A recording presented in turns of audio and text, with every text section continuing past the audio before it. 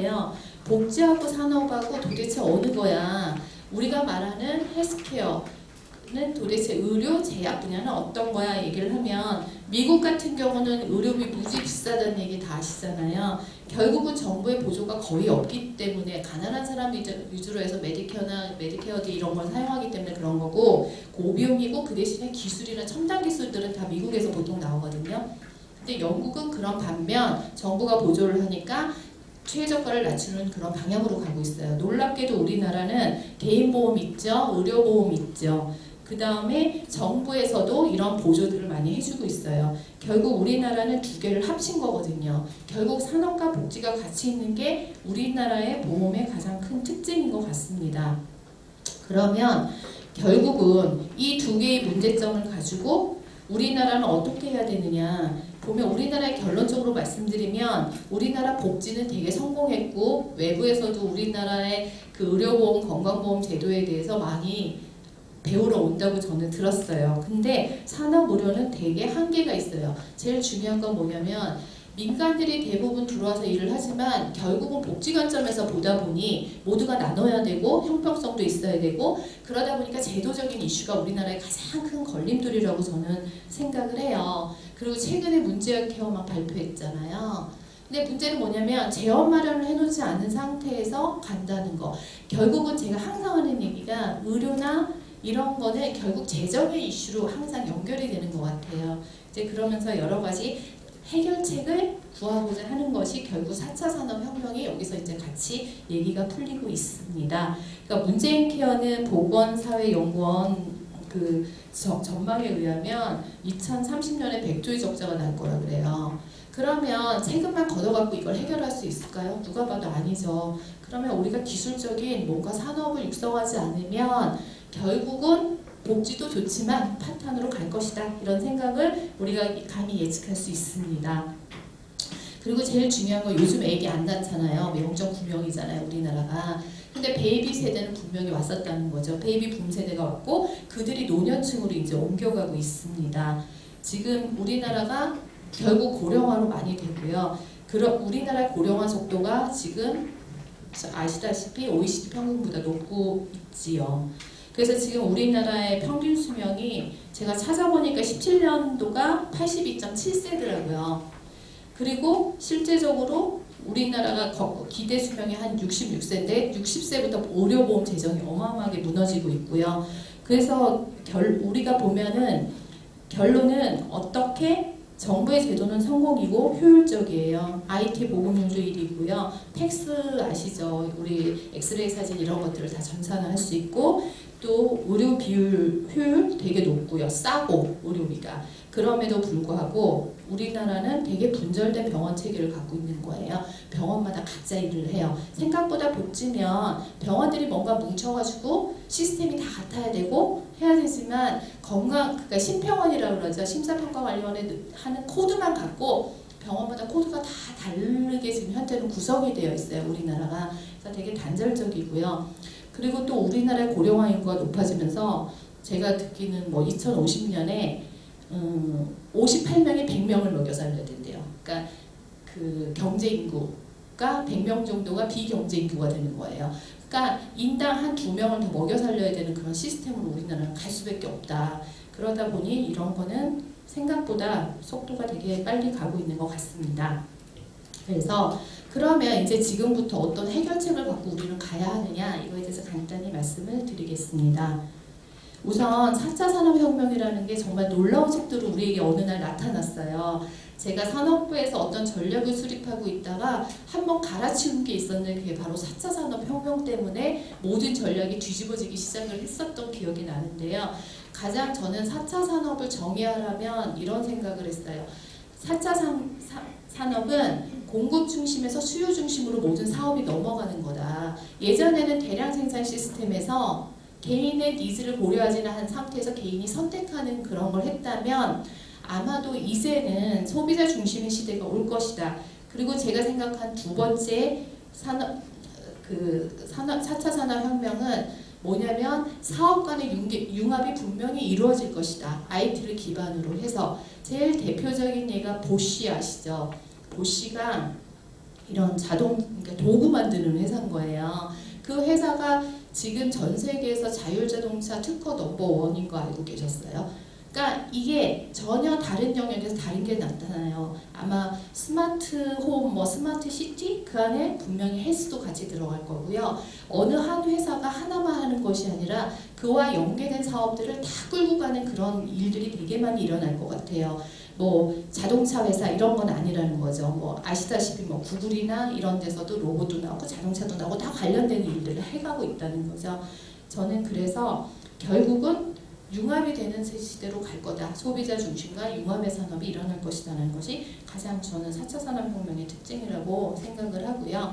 그러면 보건, 헬스 산업의 변화는 뭐 잘 아시다시피 경험에서 데이터로 가고 범용에서 맞춤형으로 갈 거고 예전에는 병원 중심이었던 것이 이제 기업 중심으로 넘어갈 거고 그러다 보니 계속 우리는 질병 발생했을 때에 어떤 시장이 형성되는 것이 아니라 예측이나 모니터링이나 평소의 건강관리 시스템으로 다 넘어갈 것이다 라는 것은 누구나 생각할 수 있는 일이라고 생각을 합니다. 그러다 보니 생태계는 분명히 변화하고 있지요. 옛날에는 병원하고 약국하고 환자하고 의료보험공단 정도가 이 생태계 사람들의 니즈였다면 결국은 이제 예방 중심으로 가기 때문에 여러 가지 통신사, 서비스 업체, 디바이스 업체 이런 기업들이 많이 참석을 할 것 같고요. 결론은 예방이나 예측으로 가는 이유는 딱 아까 말씀드렸죠. 재정의 이슈였던 거고 그 재정을 극복하기 위해서는 예방 예측으로 가고 그러기 위해서 가장 중심은 저는 빅데이터라고 봅니다. 4차 산업혁명에서 다양한 기술들이 많지요. 근데 가장 빅데이터는 그냥 뭐 석유라는 말도 하지만 기본이 되는 원동력이 되는 거예요. 데이터가 있어요. 뭐 클라우드에도 올리고 그 다음에 서로 IT도 하고 그러니까 IoT에 연결도 하고 다양한 형태로 할 수 있다고 생각을 합니다. 그래서 오늘의 제 주제는 빅데이터로 많은 얘기를 드리겠습니다. 그리고 그러면서 이런 빅데이터나 기술을 갖고 산업 플랫폼이라는 말이 등장을 하기 시작을 했어요. 이건 뭐냐면 결국은 다 커넥션하고 연결되는 그런 산업 구조로 갈 텐데 중복적인 일을 서로가 할 필요가 없다는 거죠. 그리고 다다익선이라고 데이터가 많으면 많을수록 좋은 결과물이 나온다는 것을 알게 된 거예요. 그러니까 예를 들어서 저희 인수분해 공식 이거 우리 이민아 박사님이 항상 얘기하셨는데 저 되게 공감하고 있어요. ABC를 묶는 거죠. X 공통 분모는 서로가 같이 쉐어하는 모델이 되는 거죠. 근데 문제는 세상에 이거를 몰랐던 건 아니에요. 모든 회사들이. 근데 내가 했을 때 그냥 공통적인 요소를 나누지 않고 내가 갖고 있을 때 훨씬 효율성이 높았던 거죠. 근데 지금은 커넥티드 시대가 되고 IT가 가능하기 때문에 이제는 이거를 쉐어할 수 있는 그런 사회적인 구조가 저는 됐다고 생각을 하면 되고요. 예를 들면 공항이 가장 대표적인 플랫폼이에요. 그 공항에 갔을 때 외국 사람이든 아니면 비행기를 많이 탄 사람이든 적게 탄 사람이든 공항에 룰이라는 게 있잖아요. 가가지고 짐 붙이는 방법부터 시작해서 체크인 하는 거 이런 플랫폼을 누가 가르치지 않아도 그 안에 들어가서 모든 사람이 하고 있다는 거죠. 어느 순간에. 그런 것이 플랫폼이고 그런 것들을 그런 데이터를 운영할 수 있는 시스템으로 가야지 4차 산업혁명의 산업이 일어날 수 있다고 저는 생각을 합니다. 그래서 플랫폼의 구성 요소를 이런 거를 산업부에서 정리를 했었습니다. 그래서 산업 플랫폼은 이런 구성 요소로 이루어져야 돼. 이걸 통해서 이해관계자들 사이에 서로가 윈윈하는 전략이 같이 나와줘야 되는 거죠. 컴포넌트가 있고 룰이 있고 이걸 통해서 이해관계자들이 서로가 가치를 낼 수 있는 구조. 그리고 이것들이 계속 확장적인 모델을 가야 한다는 거 그런 것 때문에 산업 플랫폼이라는 키워드가 나오기 시작을 했습니다. 그래서 요거에 대해서 그때 이민아 박사님이나 산업부에서 이런 컨퍼런스도 열면서 되게 많은 홍보를 하자. 그래서 우리가 이런 플랫폼 한번 만들어 보자. 그러면 우리가 재정적인 이슈 이런 거 다 떠나서 산업도 발전하지 않겠냐. 인재 복지와 산업의 경계선에서 이거를 연결해 줄 수 있어. 우리는 이런 얘기를 많이 했고요. 실제로 이런 일들이 일어나고 있습니다. 그러면 제가 이제 제목을 이 얘기 썼어요. 4차 산업혁명의 꽃은 헬스케어다. 왜? 우리나라 헬스케어 경쟁력이 되게 좋아요. 생각보다. 저는 이걸 4차 산업혁명을 딱 맞이하면서 제일 놀라웠던 건 우리나라 IT 산업이 발전해서 저는 핸드폰만 될 줄 알았어요. 근데 우리나라가 놀랍게도 EMR 데이터를 20년 이상을 구축한 데이터들이 병원마다 다 있어요. 특히 큰 병원은. 근데 생각을 해보세요. 20년, 30년 전에 4차 산업혁명이 올 거라고 누군들 기대를 했겠어요. 아무 생각 없었던 거죠. 그런데 그 데이터를 이제 활용할 수가 있고요.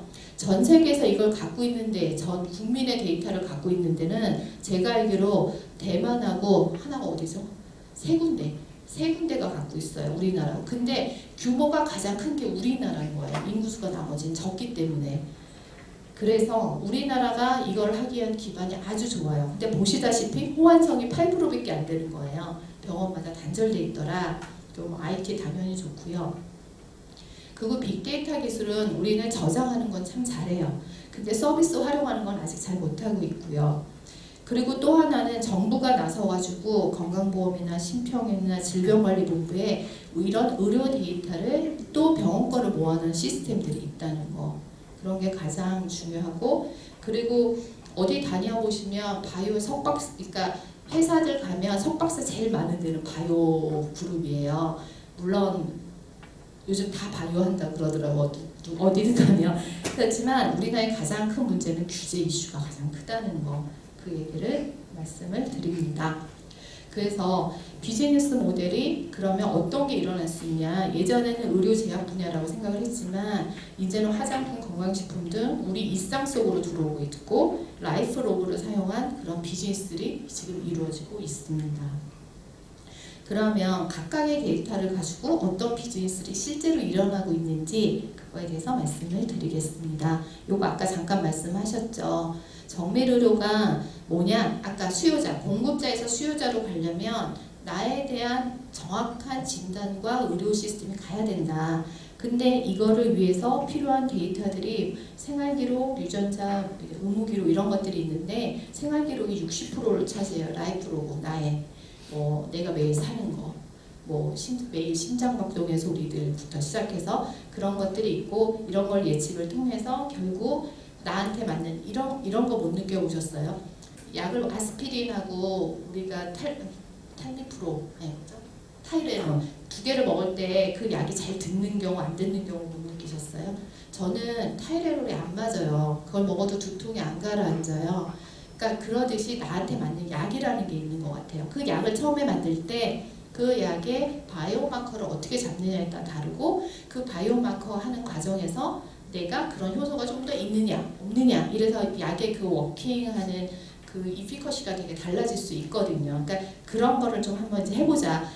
진통제 정도는 괜찮은데 항암제 같은 경우, 항암제가 실제로 10%도 워킹 안 해요. 실제로 나을 확률은 2~3%라는 거죠. 그래서 항암제 시장이 커져가는 거예요. 계속 약이 안 먹은데 먹여보고 안 들면 이거 먹고 안 들면 이거 먹고, 그런데 시장이 커져가고 있고요. 근데 거기에 핵심은 바로 나의 유전체라는 거죠. 그러니까 유전체가 두 종류가 있어요. 사람들이 자꾸 헷갈리는데 본질적으로 내가 타고난 유전자가 있어요. 얼굴 색깔부터 시작해서 내가 당뇨에 잘 걸려? 안 걸려? 우리 부모의 계통에 대한 게 하나가 있고, 또 하나는 식습관이나 어떤 이슈에 의해서 돌연변이가 일어나요. 암 같은 거는 후천성 유전체라고 그러거든요. 그러니까 유전체 갖고 유전체는 변해 안 변해? 타고나 안 타고나? 이런 얘기를 하지만 결국 두 가지 속성이 다 있다고 보시면 되고요. 그리고 유전체 같은 경우는 그 본질적인 내가 그 유전자를 갖고 있다 해서 질환이 발병되는 게 아니에요. 밖에서 뭔가 이니시에이션을 시켜주는 동력이 있을 때. 그리고 라식 수술 아시죠? 라식 같은 경우도 예전에 라식 수술 실패하면 눈 먼다고 맨날 그랬잖아요. 근데 라식 수술을 했을 때 내가 눈이 머는 유전자를 갖고 있는데 그거를 레이저 빛으로 쪼면서 그 유전자가 발현이 되는 거예요. 요즘 라식 수술할 때 다 유전자 검사하고 해요. 제가 알기로는. 그런 식으로 세상이 변해가고 있다는 거죠. 그런데 그 유전자 분석이 예전에는 어마어마하게 비쌌어요. 근데 그 비싼 게 싸졌고, 더 재밌는 거는 오픈소스화 돼가고 있다는 거죠. 이런 유전자 있는 사람은 이게 문제가 있어. 그런 것들이 밖에 다 정말 까져 있다고 보시면 돼요. 다 올라가 있고요. 논문 발표 다 돼 있고, 깃허브를 하는데 그거 프로그램도 다 돼 있고요. 다 돼 있어요. 그러면 예전에 스티븐 잡스가 췌장암으로 죽을 때 유전자 자기가 이런 인자를 갖고 있었어 없었어, 여기에 돈을 많은 기부를 하고 죽었는데, 그 당시만 해도 뭐 1억 2천만 원 정도였대. 2011년, 불과 10년 전에. 지금은 전작 유전체 읽는데 한 100만 원, 소비자가가 한 100만 원 정도 돼요. 내 유전체를 전체 읽어주는데. 근데 내 유전체를 다 읽는다 그래서 다 아는 게 아니에요. 밝혀진 게 있잖아요. 그럼 밝혀진 거, 내가 필요한 거 한 100개나 300개 정도 본다. 그럼 10만 원이면 해요. 요즘은. 밝혀진 유전자에 대해서는. 그 정도로 아마도 IT 발전 속도보다 유전체 발전 속도를 아까 무어의 법칙을 깰 정도로 어마어마하게 지금 속도가 발전되고 있습니다. 그런데 제일 대표적인 게 뭐냐면 그 23andme라고 들어보셨는지 모르겠는데 얘네들이 D2C라는 걸 했어요. Direct to Customers인데 결국은 내가 궁금한 걸 의사한테 가지 않고 유전자 분석을 통해서 나에 대한 데이터를 받아보는 그런 시스템을 전 세계 최초로 했어요. 근데 이것 때 진짜 많았어요. 이거 사기라고. 예를 들면 내가 당뇨에 걸릴 확률이 평균이 만약에 뭐 50이야. 근데 너는 30이야. 그러면 안 걸린다는 얘기잖아요. 뭐 70이야, 80이야, 90이야. 그래서 so what? 어쩌라고가 항상 답이었던 거예요. 이거 전 보는 거랑 뭐가 달라? 근데 요즘은 그거를 임상하고 코릴레이션을 해서 이 정도면 이런 약 먹어야 돼. 이 정도면 네가 날 수 있어. 뭐 이런 얘기들이 많이 나오기 시작을 했어요. 왜? 데이터가 쌓이면서 임상적인 결과를 갖고 거꾸로 매칭을 시키는 노력들을 많이 학자들이 한 거죠. 그래서 최근에 FDA에서 승인을 받았어요. 이 회사가 위기가 몇 번 있었어요. 그리고 계속 FDA에서 안 돼. 니네 하면 안 돼. 이거 잘못된 거야. 소비자 우롱하는 거야. 그래서 얘네들이 안 했거든요. 근데 최근에 그런 것들이 계속 입증이 되면서 승인을 받았는데 문제는 지금 우리나라가 그러고 있어요. 우리 안 돼. 하면 안 돼 이거.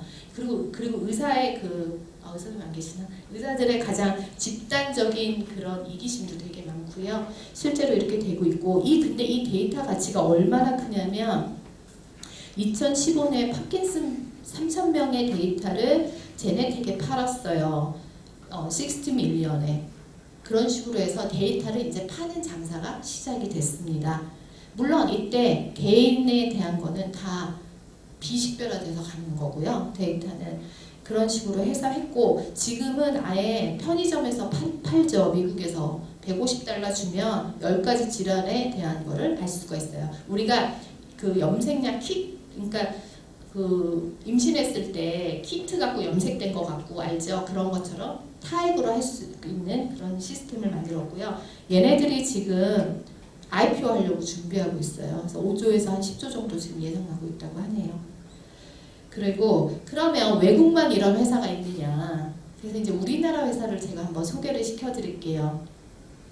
EDGC라 그래서 이원 다이고노믹스가 어려운데 이 회사가 최근에 상장을 했어요.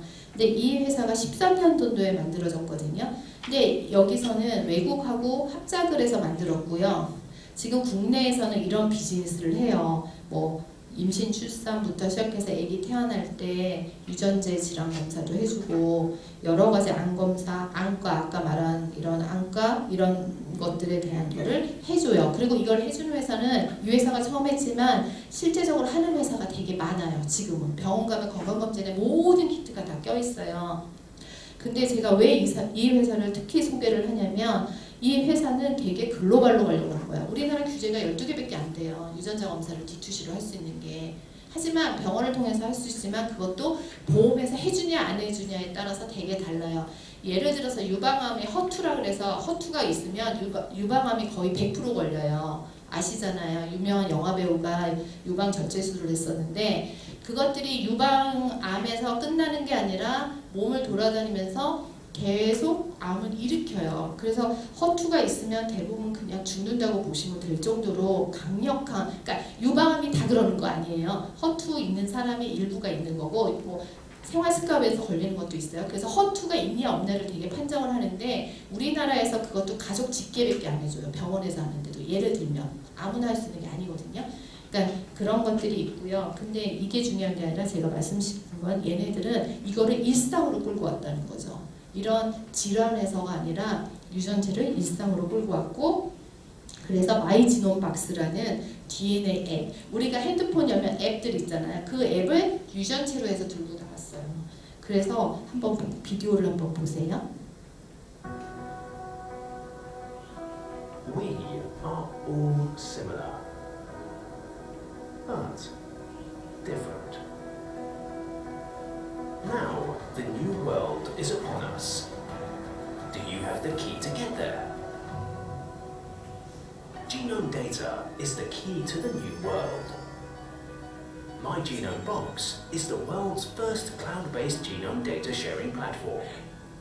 Just as iPhone users go to app stores and Android users go to Google Play, if you have genome data, you can enjoy My Genome Box. My Genome Box lets you experience various features related to genetics. You can figure out your ancestry tree, personal traits, and can even customize the right health checkup for you. Many new applications have been added to My Genome Box. Secure your information beyond the healthcare industry standards to ensure it's safe. What do you think? Isn't it very exciting and innovative? Now is your time to upgrade your lifestyle. 제가 이거를 저도 깔고 실제로 해봤는데 어떻게 되는 원리냐면 피 검사를 해서 나의 전장 유전체에 대한 검사가 끝나거나 또 여기에 있는 앱에 그러니까 알려진 것만 하면 한 돈 10만 원밖에 안 해요. 알려진 피 검사를 해요. 한 다음에 나의 유전체 데이터를 클라우드에 올려놓는 거예요. 이 마이지노 박스의 클라우드, 우리나라에 없을 것 같아요. 서버를 클라우드에다 올려놓으면 그 다음에 여기 앱이 쫙 깔려 있어요. 나 예를 들어서 뭐 고혈압이 얼마지? 나한테 맞는 와인은 뭐야? 나는 어디서부터 태어난 사람이야? 그러니까 나의 인종 있잖아요. 나의 조상의 인종. 근데 재밌는 거는 내가 예를 들어 아프리카 어디서 태어난 사람이라고 하잖아요. 그 아프리카 여행을 하면 그렇게 편안하대요. 나의 고향으로 온 느낌이 진짜 든대요. 그런 앱도 있고 그 다음에 나한테 내가 아침형 인간이야? 저녁형 인간이야? 나 커피 나한테 맞아? 알코올 맞아? 그 와인은 어느 술이 나한테 맞아? 이런 것들의 앱이 얘가 100몇 개를 갖고 있는 것 같아요. 책 계속 늘어서. 그래서 그런 거를 오픈소스에서 다 만들어내는 거예요. 오픈소스를 통해서 그 유전자와 사람의 관계들을 다 하고 그러면 내가 거기 이제 무료도 있고 돈 내는 것도 있어요. 그래서 딱 누르잖아요. 그러면 거기서 클라우드에서 쫙 끌어와가지고 분석 레포트가 한 3-4페이지가 쫙 내 앞에 바로 한 몇 초? 1분도 안 돼요. 레포트가 딱 와요. 그러면서 나의 성향을 알려주는 그런 앱을 갖고 있고 얘가 MIT 그 브렉스루 테크놀로지 2017년도에 선정이 됐어요. 이거 우리나라에서 한 거예요. 우리나라 사람들이 지금.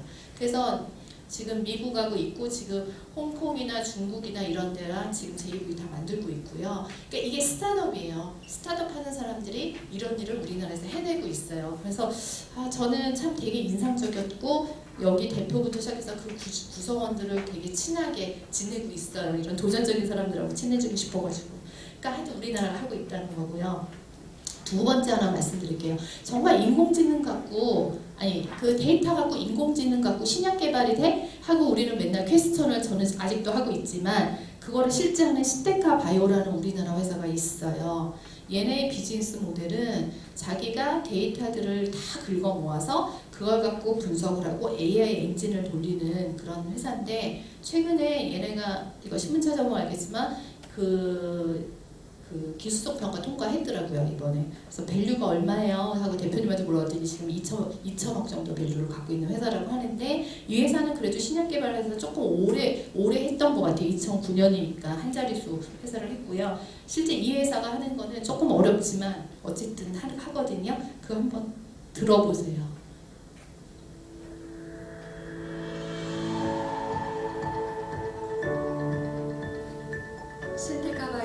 세계 인종 중 수천 명의 해독된 전장 유전체를 수집하고 그 데이터를 통합하여 유전체 분석 서비스를 경제적이고 정확한 분석 환경에서 제공합니다. 일반적으로 시퀀싱은 개인의 혈액이나 타액에서 DNA를 추출하고 차세대 시퀀싱 기계를 활용하여 해독을 수행합니다. 이렇게 해독된 DNA 정보는 슈퍼컴퓨터로 보내져 다양한 소프트웨어로 구성된 분석 파이프라인을 거치게 됩니다. 전장 유전체를 하나의 스트림으로 추출하는 자체 기술인 바이오 소프트웨어 엑스캔 엔진을 통하여 3가지 DB를 위한 1차 가공 데이터가 생성됩니다.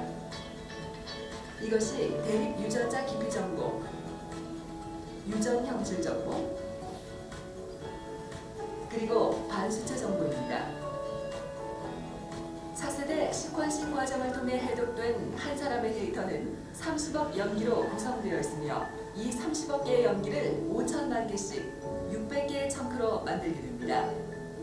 이러한 방식으로 수천 명의 데이터를 통합된 형태로 특수 제작하여 신테카 바이오의 통합 솔루션인 RBR 인덱싱 기반 빅데이터용 스토리지로 이동하여 저장하게 됩니다.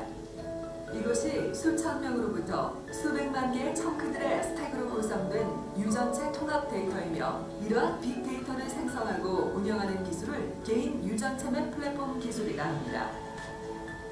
유전체 빅데이터를 구성하고 있는 각각의 청크는 5천만 개의 염기들에 대한 주석 정보를 포함하고 있습니다. 유전체 통합 데이터는 대조군과 개인의 유전체를 비교 분석할 수 있으며 맞춤 통합 의료 서비스인 개인 유전체 맵 PMAP으로 제공됩니다. 유전체 빅데이터의 첫 번째 활용으로 대립 유전자 깊이 DB가 있습니다. 본 DB는 변이의 희귀성을 계산하여 다양한 희귀질환 표현형을 예측하는 데 사용됩니다. 특정 단백질의 돌연변이 유무 또는 대조군과의 차이를 검출하여 희귀질환 발병 가능성 등을 판단하는 데 사용할 수 있습니다. 두 번째 활용은 유전형질 DB입니다. 이것은 대조군과 질환군 전체를 비교하여 특정 로커스에서 질병 연관성을 계산할 수 있습니다. 다양한 통계 모듈 환경을 제공하여 맨하튼 플러스를 포함한 비주얼 소프트웨어를 위한 데이터를 생성합니다. 세 번째 활용은 반수체 정보 DB입니다. 반수체 DB는 다양한 표현형의 분류에 사용되는 환자 및 정상인의 유전형을 계산하는 데 사용됩니다. 유전형 기반 표현형 분류는 눈의 색과 머리카락 색, 개인의 체질, 그리고 인종의 특성, 취향 등을 포함한 다양한 표현형의 원인을 예측할 수 있습니다.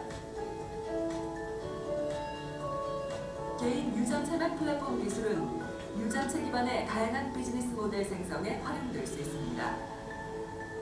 PMAP은 건강한 인류 발전에 기여할 것입니다. 그래서 재밌죠. 이게 생각보다 우리가 하는 것보다 많은 발전들이 이루어가고 있어요. 이게 정말 불과 2, 3년 사이에 일어나는 일인 것 같아요. 그래서 결국은 정밀의료 시장은 연구개발, 분자 진단, 개인 맞춤형 치료까지 분명히 가고 있는 건 맞고요. 이 외에도 정말 좋은 회사들이 많아요. 제가 시간이 없어서 대표적인 것만 말씀드렸고요. 근데 이제 국내 유전자 검사의 규제는 2016년 1월에 처음으로 4대 중증질환 유전자 검사를 할 수 있게끔 풀어줬어요. 이건 병원에서만 할 수 있는 거고요. 그 다음 16년 8월에 DTC 12항목, 근데 너무 CC예요. 탈모 가능성, 비타민C, 이런 게 해서 우리가 좀 약간 마이너한 거 위주로 많고요. 그래서 좀 우리나라가 너무 작아요. 그런 게 있는데 그리고 NGS라고 이 새로운 기술이 나온 거에 대한 것도 이제 보험이 인정받았고 최근에 규제센터 샌드박스에서 이거 풀어주려고 노력을 하고 있고 시범 사업으로 진행을 하고 있는데 치매는 아직도 안 하고 있더라고요. 치매는 약이 없대나 어쩌나 그거 풀어줘야 된다고 생각하면 약이 없으면 더 예방해야 되는 거 아니에요? 우리는 이렇게 얘기를 하는데 아직까지 그거는 안 되고 있고요. 그래서 몇 가지 심혈관계 질환이나 이런 걸 하려고 노력을 하고 있는 걸로 알고 있습니다. 그래서 제일 중요한 건 결국은 많은 호트를 만들어내는 거는 정부의 역할이고요. 근데 우리나라가 많은 노력은 해요. 실제로. 근데 그거에 연관성이 없는 거예요. 따로따로. 이 부서 따로, 복지부 따로, 무슨 따로, 지방 따로, 서울 따로, 병원 따로. 그래서 이런 걸 좀 통합하는 게 가장 중요하고요. 지금까지는 유전체 데이터 말씀드렸잖아요. 의료 데이터도 정말 재밌어요. 제가 의료 데이터의 변화를 한번 말씀드릴게요. 우리가 의료 데이터의 수준을 보면 어느 정도냐면 기간은 months에서 2열 정도, 달에서 한 연으로 정도 볼 수 있고요. 한 10의 3승, 4승 끼케야 명수, 사람 명수는 이 정도를 봐요. 그러니까 클리닉 단계 임상할 때 한 100명에서 1000명, 10,000명 정도 하는 거고 그 다음에 우리가 임상 기간이 한 3년, 4년 정도 되는 거고 그래서 이렇게 볼 수 있는 게 지금까지 우리가 볼 수 있었던 임상 데이터, 의료 데이터 수준은 이거밖에 안 됐던 거예요. 근데 빅데이터란 그럼 뭐냐? 결국은 보면은 요타까지 볼 수 있는 거. 우리가 생각하고 세컨 바로바로 일어날 수 있는 일을 보는 거를 결국 빅데이터라고 해요. 그런 빅데이터의 구간들이 진짜 많죠. 이 구간을 뭘로 메꿔야 돼? 그런데 다행히도 아까 말씀드렸지만 우리나라의 병원 데이터하고 심평원 약가 데이터가 있는 거예요. 그럼 이걸 통해서 어떤 일을 우리가 할 수 있을까 이런 생각을 하게 됐고요. 그래서 병원에 있는 전자기록 데이터를 우리가 이제 활용을 하고 싶었어요. 이게 지금 제가 산업부에서 했던 테마 중에 하나였거든요. 이거는 개인 기업이나 개인 기업이 병원이 할 수가 없어요. 정부 차원에서 아니었으면. 그래서 어떤 문제가 있었냐. 일단 우리나라의 그 개인정보법 아주 막강한 법이 있고요. 그 다음 병원마다 포맷이 다 다르고요. 병원에서 왜 이 데이터 내놔야 돼? 나한테 뭐 줄 건데? 나한테 얻는 이득이 뭐야? 그래서 안 줬고요. 그 다음에 그 병원 개인 환자 내 데이터 왜 오픈해야 돼? 내가 사회적으로 불리한 일을 당하는 거 아니야? 그래서 그 소비자 보호세자까지 강력하게 막고 있었죠. 그리고 예전에는 어떻게 그래서 병원에 있는 데이터를 갖고 간혹 사업은 좀 했어요. 정부 사업 어마어마하게 투자가 됐었어요. 그 당시에 하는 데가 많았는데 이런 거죠. 병원 기업이 직접 병원에 들어와서 일을 한 거예요.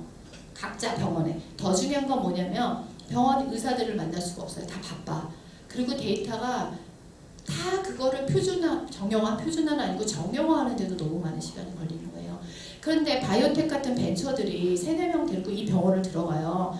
3-4명이면 병원 진짜 맥시멈 3-4개 들어갈 수 있는 거예요. 기간이 또 너무 오래 걸려요. 동시다발적으로 하지 않으면. 그래서 이거에 대한 연관성이 너무 없었어요. 그래서 어떤 생각을 했냐. 한 군데서 다 정형화 만들어 놓고 그 데이터를 한 군데서 끌어들이면 되는 거 아니야? 이게 IT 아니야? IT 기술을 이용해서 한번 해보자. 그러면 우리가 데이터를 다 수용자들이 많은 사람이 쓸 수 있을 거 아니야? 이런 생각에서 처음 시작이 됐습니다. 뭐 여기까지는 뭐 솔직히 누구나 생각할 수 있는 일이었어요. 그랬는데 규제를 살펴보기 시작을 했지요. 개인정보보, 생명유지법. 개인정보법보다 더 막강하게 우리나라는 의료법이에요. 의료법이 정말 대박이거든요. 이제 이런 것들을 갖고 풀 수 있는 방법을 찾은 게 분산형 바이오 빅데이터 시스템이라는 거였어요. 결국은 잘 생각을 해보세요. 제가 A라는 사람의 데이터가 필요한 게 아니에요. 어떤 수준에 있는 사람의 데이터의 통계적인 수치를 갖고 거기에서 내 데이터를 대조시켜서 찾는 거지 결국 결과값이 제일 중요한 팩트라는 걸 우리가 가끔 놓치는데 물론 개별의 데이터를 통해서 새로운 것도 알아낼 수 있지만 결국 통계적인 데이터를 사용한다는 거. 그 다음에 생명윤리법이라는 거는 결국은 인간을 대상으로 하는 연구다. 그래서 저희가 IRB 같은 거를 하는데 상업용 IRB가 우리나라는 없어요. 미국은 있는데. 그리고 다기관 IRB를 만든 게 이제 도입이 됐어요. 병원마다 받는다면 정말 시간이 많이 걸리고 의사들마다 생각이 다 다르고 병원마다 다 다르거든요. 그런 거. 그 결국은 의료법이 이게 의료행위야 아니야. 이런 거에 대한 이슈들, 그런 것들을 저희가 해결하려고 노력을 했고요. 그래서 결론은 규제는 하나도 못 풀었어요. 규제에 위반되지 않는 시스템을 결국 만들어낸 거죠. 그게 뭐냐면 커먼 데이터 모델이라고 해서 하는 건데 우리들은 뭔가 착각을 항상 하는 게 데이터 시스템만 다 맞으면 돼. 기술이 되면 돼. 생각하지만 결국 우리는 이런 생각을 했어요. 고객한테 어떤 가치를 줄 것인가. 그것이 가장 큰 키라는 거죠. 그러면 우리가 약간 잘못돼도 약간 틀려도 고객한테 아주 밸류를 높게 줄 수 있으면 저는 이 사업을 해야 된다고 생각을 했고요. 그래서 어마어마하게 투쟁 속에서 결국 이 사업을 진행을 하게 됐습니다.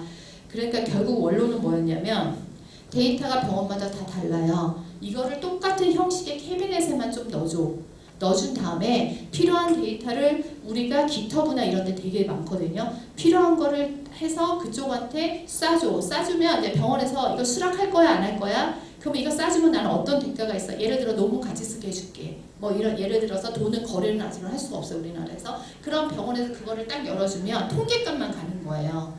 예를 들어서 몇 세 있는 사람이 얼마, 그러니까 고혈압 걸릴 확률은 얼마, 그 다음에 고혈압 수치가 이 정도인 사람이 고혈압 걸리는 확률은 얼마? 근데 이런 사람의 유전자나 이런 식의 임상의 결과를 얻었을 때 어느 약물이 가장 효과적이었어. 이제 그런 거를 다 보여주는 거예요. 내가 이런 암에 걸려서 이런 유전자가 있어. 그럼 어느 치료가 가장 효율적인 치료야? 내가 이 약을 먹었을 때 나한테 오는 부작용은 뭐야? 예를 들면 또 하나는 그 제약회사에서 엄청 활용도가 높아요. 가장 어느 약물을 처방했을 때 효과가 좋아. 동시 처방했을 때 부작용은 없어. 이제 이런 식으로 많이 접근을 하게 됐고요. 그래서 결과값만 레포팅해서 갖고 오는 거예요. 아까 유전체 데이터의 결과값을 내가 받듯이 결과값만 받아오는 그런 시스템을 만들게 됐습니다. 근데 이게 우리나라에서 만든 처음이 상황이에요. 오디세이라는 글로벌 네트워크를 이미 갖고 있고요. 여기서 2008년도에 만들어져서 전 세계 기관이 180개의 기관이 있고요. 환자 수가 1.5 밀리언의 데이터들이 지금 쌓여 있고, 얘네들의 소프트웨어, 아까 말한 그런 소프트웨어들이 깃허브에 어마어마하게 지금 오픈 소스가 한 110개 정도가 있고 13,600명이 여기서 토론을 하고 있는 장이 있는 거예요. 근데 여기에 우리나라에서 아주대에서 박영 교수가 여기를 처음으로 들어가기 시작을 했어요. 그래서 아주대에서 이게 처음 시작이 됐는데, 얘네는 가장 좋은 게 오픈이스예요. 이 데이터 다 갖다 써도 누구한테 돈 주지 않아요. 토론에 기꺼이 참여할 수 있어요. 근데 왜 참여를 하냐? 돈을 안 주는데도. 왜냐면 글로벌 리더가 될 수 있고, 내가 여기서 참여해서 인지도가 높아지면 다른 회사, 다른 기관의 데이터를 다 끌어다 쓸 수가 있는 거예요. 진짜 중요한 거예요. 돈보다 더 중요한 그런 소셜 커뮤니티가 형성이 됐고요. 그걸 통해서 국내에서는 지금 43개 병원이 참여하고 있습니다. 그냥 다 참석하고 있다고 보면 돼요. 그래서 지금 현재 이것이 만들어지고 있고요. 43개 중에 15개 정도가 이미 이 시스템을 깔았다고 하더라고요. 그러면 제일 대표적인 사례 너무 많거든요. 사례가. 이제 재밌는 거 하나는 올메사탄이라 그래서 우리 고혈압 치료제예요. 근데 프랑스에서 이게 장질환의 부작용을 일으켰던 거예요. 그래서 이 약이 위두드로우가 됐어요. 옛날 같으면 한국에서 100% 죽여요. FDA에서 100% 죽이고요. FDA에서 경고하면 다 죽여요. 근데 이걸 가지고 다행히도 건강보험공단에서 CDM 시스템을 깔고 있었어요. 아주대랑 같이. 그래서 100만 명의 코트를 분석을 딱 했거든요. 이거 딱 분석을 했을 때 소요 시간이 딱 8분 나왔어요. 그래서 해봤더니 우리나라는 부작용이 없는 거예요. 통계적으로. 그래서 이 약이 안 죽었어요. 그 당시에 막 시민단체 죽여야 된다 그러고 병원이나 이런 제약협회 이런 데서 죽이면 안 된다 그래서 이거 갖고 되게 논쟁이 많았어요. 그러면 왜 우리는 부작용이 없어? 했더니 인종적인 차별이 달랐던 거예요, 약효가. 근데 이런 거는 우리가 임상 1, 2, 3상을 거치는 과정에서 나타나지 않아요. 대규모로 해야 나타날 수 있는 거거든요. 그러니까 예를 들면 이런 거예요. 누가 그러더라고요. 데이터 뽑는데 10분 걸렸는데 논문 허락받는데 3달 걸렸다고. 요즘 다 그런 시대가 왔어요. 사람이 하는 게 가장 느려지고, 그리고 너무 재밌는 결과들이 최근에 엄청 많아요. 하나만 말씀드린 거고, 그 다음에 보건의료 빅데이터의 추진 전략이라는 걸 정부가, 산업부하고 복지부가 이걸 만든 거고요. 이거 어제 발표가 났더라고요. 4개. 결국은 질본, 국립암센터, 건보, 심평원이 이 데이터를 통합을 해서 결국 내 자리에 앉아서 연구자들, 상업용 만들고 연구자들한테는 제공하겠다. 그런 시스템을 곧 만들겠다 해서 선포식을 장관이 하셨더라고요. 그러니까 이런 것들이 이제 조금씩 움직여요. 그래서 스타트업 같은 경우는 아주대나 연대나 아산 좀 많이 하는 것 같아요. 이 데이터 오픈해주고요. 여기서 니네가 새로운 아이디어 찾아가. 그래서 경진대회도 지금 되게 많이 하고 있는 상황이에요. 그리고 재밌는 거는 제가 최근에 들은 거는 우리가 그 심박동을 체크를 다 할 수 있잖아요. 이런 밴드 차면 그걸 통해서 심박동수에 따라서 나의 부정맥을 미리 예측할 수 있는 시스템들이 있는 거예요. 어느 날 날씨 추운 날 어른들 갑자기 돌아가시잖아요. 그 전조 증세를 알 수 있는 알고리즘이 다 만들어져 있더라고요. 최근에. 그러니까 이 밴드 하나 차놓으면 알람을 울릴 수 있게 해준다거나, 그러니까 이런 것들이 다 빅데이터에서 예측할 수 있는 시스템으로 온 거고요. 그래서 이 회사에 붙어있는 같이 이걸 하는 회사들이 되게 많아요, 지금. 그래서 아까 48개가 있고, 스타트업은 아니고 이제 어느 정도 바이오텍 유명한 회사들이 10몇 개가 같이 콜래보레이션 모델로 지금 우리나라에서 돌리고 있습니다. 그래서 뭐 표적 항암제를 만든다든가 간질환 이런 걸 만들고 있습니다. 그리고 두 번째로 병원 데이터 말고 심평원 표본 데이터 가지고 하는 게 있어요. 이거는 다 주지 않아요. 우리나라가 환자가 4,900만 명이 다 들어가 있는데 일부만 줘요. 그래서 9.5억 건의 진료를 4가지 표본 세트로 해서 지금 제공을 해요. 이것도 다 오픈 소스예요. 그래서 이렇게 만들고 있는데 이걸 갖고 뭘 활용할 수 있냐? 할 수 있는 게 되게 많아요. 제약사는. 임상시험의 성공 가능성부터 시작해가지고 뭐 약가를 한다든가 영업 활동까지 평가까지 실제로 다 하고 있습니다. 그래서 재밌는 사례가 코아제타라는 회사가 하나 있어요. 이번에 IQVIA의 M&A 당해서 전 세계 최고의 큰 회사에 그 9월달에 M&A 당했는데 이 회사가 팔렸는데 제일 재밌는 게 기억나세요? 발사르탄이라 그래서 중국 자재 써가지고 그때 막 불순물 막 완전히 해가지고 이런 제네릭 다 없애버리고 정부에서 난리가 난 사건이 하나 있었어요. 근데 코아제타라는 회사가 아까 그 심평원 데이터를 가지고 분석을 했어요. 그러면 발사르탄이 다 죽어가 그 다음 약은 뭐야? 텔미사탄이라는 거죠. 그래서 이럴 때는 텔미사탄으로 약을 쉬프트하는 그런 과정들을 통계적으로 다 볼 수가 있어요. 그래서 이제 이런 일들이 참 재밌고 실제적으로 우리가 시장을 다 예측하고 시장의 트렌드들을 다 읽어주는 그런 데이터들을 직접 할 수 있다는 거죠. 그러면 이게 생겨서 뭐가 좋을까? 우리가 약을 개발할 때 연구자의 지식이나 의사의 지식에 의존해서 보통 약을 개발을 해요. 야, 이 약하고 이 약 먹었더니 효과가 좋더라. 어떤 사람 아시잖아요. 뭐 지나가던 뭐 먹었더니 그거 좋더라. 산삼 좋더라. 실제 약은 그게 만들어지는 게 아니잖아요. 근데 이런 통계적을 가지고 결국은 리얼 데이터를 갖고 실제 시나리오를 분석을 할 수 있다라는 거. 그리고 이런 것들이 클라우드 컴퓨팅에 있고 다 내 핸드폰, 손 안에서 모든 걸 다 볼 수 있다라는 거예요. 그러니까 이러면 일반인들에 대한 접근도 아주 쉽고 스타트업을 만드는 회사들이 이미 있는 데이터 가지고 뭔가 아이디어만 얻으면 다 되는 거죠. 그래서 심평원 데이터를 할 수 있는 게 이렇게 많아요. 무궁무진해요. 여러 가지. 뭐 이 사례 하나하나도 진짜 다 재밌는 사례들이고요. 이런 걸 통해서 활용하고 있더라 현재. 그리고 이 회사는 다국적 회사에 M&A 됐더라. 그게 제일 요지예요.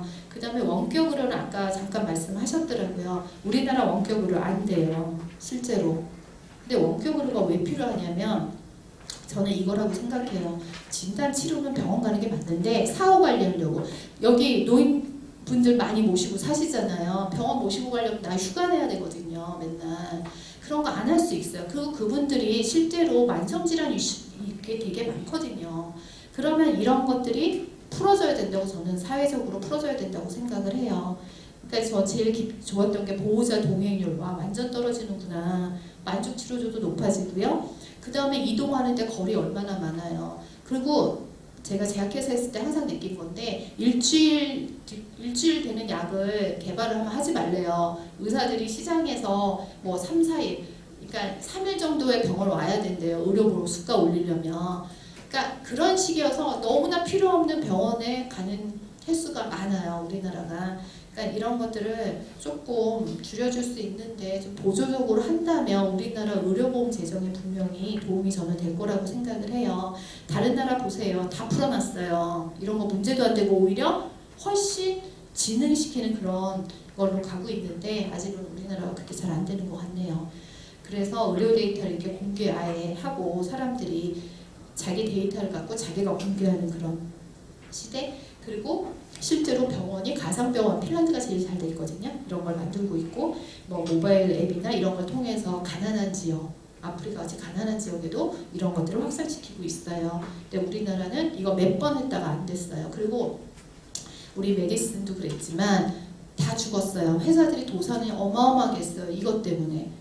뭔가 새로운 아이템 갖고 아이폰, 이렇게 핸드폰이나 모바일로 하는 거를 다 의료기기라고 보아가지고 많은 회사들이 도산을 많이 했어요. 우리나라가. 이제 우리나라가 조금씩 한국 안 되겠다. 외국 가서 하자. 그래서 우리나라들이 조금씩 지금 가고 있어요. 근데 아직 안 되고 있어요.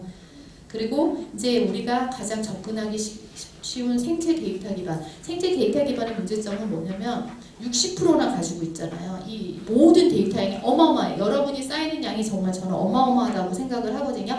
근데 이 데이터를 아무도 갖고 있지 않아요. 제가 KT나 SKT하고 같이 얘기를 해보면 핸드폰에서 오는 데이터 되게 많아요. 걸음수부터 시작해갖고 쌓아놓을 수가 없대요. 그냥 다 죽인대요. 그거 어디다 써야 될지 모르는 거예요. 이제 그런 이슈 때문에 데이터 지금 쌓여질 때 저는 그러니까 데이터가 많은 게 중요한 게 아니라 그 데이터를 어떻게 활용할 건가? 그 다음 어떤 가치를 낼 건가가 가장 중요한 거거든요. 이제 이런 걸 갖고 실제로 하는 회사 얘기를 한번 드릴게요. 저는 이 프로그램이 아주 인상적이었는데요. 미국에서 NDPP라고 해서 우리 국립보건원 뭐 그런 건데요. 얘네들이 운동을 해서 살을 빼면 당뇨를 현저히 낮출 수 있다는 임상적인 결과를 얻은 거예요. 실제로. 그러니까 미국은 우리나라보다 당뇨 환자가 되게 많고요. 특히 당뇨가기 전 당뇨, 바로 직전에 전 당뇨 있는 사람들이 전체 성인의 37%라는 거예요. 근데 체중을 5에서 7% 감량하고 주 150분 이상 운동 시 발병률이 이렇게 감소하더라. 더 열심히 하면 더 감소하더라. 그러면 의료보험 재정에 도움이 되겠더라. 그 얘기거든요. 그래서 얘네가 이런 걸 통계적으로 해서 뭘 만들어내냐면요. 예방 프로그램에서 우리나라는 의료보험 수가를 치료를 한 다음에 받잖아요. 얘네들은 예방 의료보험 수가를 줘버린 거예요. 전당뇨인 사람에 한해서 이런 운동을 하잖아. 그러면 내가 너한테 돈을 거꾸로 얼마를 줄게. 그래서 이 제도가 미국에서 마련이 됐습니다. 그래서 보니까 2,650불 가량의 비용 절감이 국가에서 되니 630불은 기꺼이 줄게. 거꾸로. 그래서 주는데 이걸 한 번에 주지 않아요. 이걸 어떻게 주냐면 모바일 회사 있잖아요. 얘를 관리해주는 모바일 회사한테 돈을 처음에 시작하면 예를 들어서 30불 줘. 그 다음에 얘가 1주 정도 잘 수행했어. 쭉쭉 해서 16주 다 했어. 그리고 맨 마지막에 3년 후에 팔로우업해서 문제가 없어? 그러면 나머지 돈을 주는 거예요. 개인한테 주는 게 아니에요. 내가 신청한 회사한테 주는 거예요. 관리해주는 회사. 그러면 어떤 일이 일어나냐. 국민도 건강해지지만 신산업이 또 활성화가 되겠죠. 아, 참 좋은 아이디어다. 저는 그렇게 생각을 했습니다. 그래서 실제로 그걸 하는 회사가 바로 룸입니다. 전 세계에서 최초로 이 허가를 받은 회사가. 근데 이게 우리나라 회사인 거예요. 우리나라에서 하려니까 안 돼. 그래서 미국 가자 해서 미국 가서 지금 하고 있는 회사인데 얘네 이게 룸이라는 게 한국에도 있고 뭐 여기 이미 사용하고 계시는 분도 있을 것 같아요. 그래서 얘네들이 뭘 해주냐면 간단해. 음식만 해줘. 솔직히. 운동도 뭐 최근에 뭐 계속 하고 있지만 음식 관리를 해주는 거야. 근데 우리 음식 관리 해봐서 알지만 사진 찍어서 보낼 거야, 몇 칼로리인 거 이런 거 모르잖아요. 그런 거를 되게 소비자가 접근하기 쉽게 만들어놨어요. 그리고 얘네가 제일 놀라운 거는 음식 DB가 전 세계에서 제일 크대요. 그러니까 하물며 우리 뭐지? 무슨 떡볶이 있잖아요. 매운 거. 그게 처음 나오자마자 DB에 제일 먼저 올라간 데가 바로 이 둠이거든요. 그러니까 그러면 칼로리가 올라가고 제조 방법이 올라가고 내가 한 글자만 치면 걔가 아, 너 이거 먹었어? 하고 따다다닥 다 알려주는 거예요. 그런 식으로 되게 소비자한테 쉽게 있고 두 번째 얘네의 가장 큰 특징은 코칭 시스템을 운영한 거예요. 내가 물어보는 거야. 그 선생님한테. 그리고 아니면 몸무게가 안 빠졌으면 근데 제일 재밌는 건 얘네들은 칭찬을 해요. 너 이거 먹지 마. 살 빼야 돼. 절대 이런 말을 쓰지 않는데요. 제가 들어보니까. 예를 들어서 아 오늘 너무 잘하셨어요. 잘한 거를 계속 보여준대요. 그거 혹시 이런 거는 조금 더 한번 해보시겠어요? 이런 식으로 해요. 그거 다 사람이에요. 사람이 하는데 AI로 해서 문구를 많이 만들어 놓는데요. 그래서 가져다 쓰게끔. 그래서 1대 지금 350이라고 그러더라고요. 제가 만날 때 1대 100이었거든요. 한 명이 100명 관리했는데 지금 그래갖고 얘네가 숫자 계산이 딱딱딱딱 돼요. 그리고 매출 계산도 다 나와요. 이게 숫자로 하니까. 그래서 아, 참 재밌네 이런 생각을 했고요. 그 다음에 제일 중요한 거는 얘네들이 구글 플레이스토어 건강 피트니스 분야 지금 현재 계속 1위를 유지하고 있습니다. 그리고 최근에는 이게 이제 데이터가 쌓이면서 실제로 당뇨나 그 고혈압이나 대사증후군에 대한 그 논문들이 지금 나오고 실제 된다는 것을 보여주고 있습니다. 그래서 한번 얘네 거 한번 보세요. 나의 하루를 한번 그려볼까요? 밤늦게 잠이 들고 늦게 일어나 아침을 대충 해결하고 점심을 필요 이상으로 많이 먹고 오후에는 간식을 밤에는 야식을 참기가 어렵습니다. 식사는 불규칙적인 데다가 자극적인 음식을 즐겨 먹고 운동은 늘 작심삼일 열심히 하다가도 금방 지쳐 그만두기 일쑤입니다. 매일 바뀌겠다고 다짐하지만 평생을 이렇게 살아왔는데 하루아침에 바뀔 수 있을까요? 과학적인 정보, 조금씩 쉽게 습관을 고치는 방법, 그리고 그 여정을 함께할 전문가가 있다면 할 수 있습니다. 바로 눈코치. 회원님의 식단, 운동, 체중, 혈당을 기록하면 전문 코치가 모니터링하여 개개인에게 맞춤화된 피드백을 주고 1대1로 메시지를 주고받으면서 영양, 운동에 대한 궁금증도 해결합니다. 단순히 정보만 주는 것이 아니라 변화를 이끌어내는 데 필요한 가이드와 심리적 지원을 드리는 건강관리 프로그램입니다. 힘들고 지칠 때 마음을 다잡을 수 있도록 곁에서 힘이 되어드립니다. 이제는 모바일 앱으로 언제 어디서든 눈코치가 건강관리를 함께합니다. 습관이 바뀌면 인생이 바뀝니다. 눈코치. 이게 보면 되게 서양에서 엄청 이게 먹힌 거예요. 그러니까 외롭잖아요. 살면서. 내가 언제든지 코치와 대화를 할 수 있고 나를 보살펴줘. 아까 봤잖아요. 괜찮아요. 야식 먹어도 그렇게 써 있잖아요. 먹을 수 있어요. 이런 식으로. 그래서 이런 친절한 것도 같이 병행을 했고요. 얘네 비즈니스 모델이 진짜 심플해요. 그러니까 우리 많은 거를 항상 넣는다 해서 비즈니스가 성공하지 않더라고요. 심플하고 사람의 가장 중요한 걸 건드려줘야 되는 거예요. 그러니까 제가 그랬어요. 차라리 AI하고 사람 안 쓰면 어때요? AI는 딱딱해서 사람이 느낀대요. 이게 AI에서 오는 건지 진짜 나의 코치가 진짜 나를 생각해 주는 건지 느낌이 다르다 그러더라고요.